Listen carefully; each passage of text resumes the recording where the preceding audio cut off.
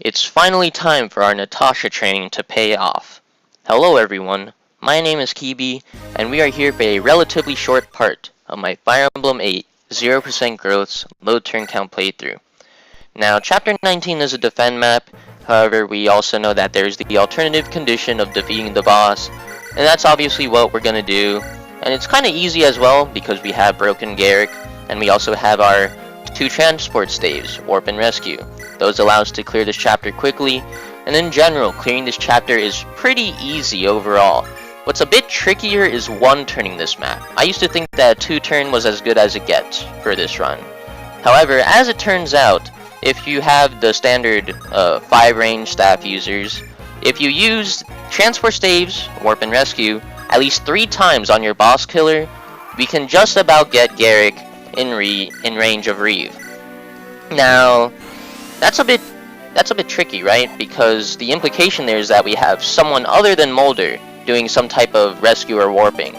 Because Molder can only get danced once. He can only use a transport stave twice. So that's why we have Natasha, and she's going to start us off with this rescue use. And that's one of 2 reasons actually, that B Staves Natasha ends up being useful. It's pretty necessary to get the 1 turn of this chapter. And so after 2 additional Molder warps, we are able to get Gerik in range of Reeve.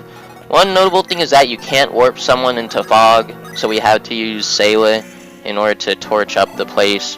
Using that torch staff, he got B Staves, which is necessary for next chapter. The other benefit of the torch staff is that we are able to see Reeve, and so we can attack in this player phase. Otherwise, we would need to crit kill him on enemy phase.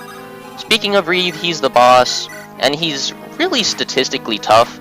He is almost as tough as Valter, at least in theory. His downfall is that he carries a very heavy aura tome. It is very strong, but it also kills his 20 speed and turns into 12 AS, I believe. And Gerik can easily double that with anything, but we do need to use a relatively strong weapon anyways in order to 4-hit KO him. We use the Battle Axe not because it's optimal. I think the optimal weapon is the Silver Sword. However, we want a 6-use Battle Axe, so we just get that. We also have a Sword Reaver that Dozla tries to break, or gets close to breaking. I thought that might be necessary for next chapter, but ends up not being. The other last thing I want to point out is that Reeve has wacky AI. That's it.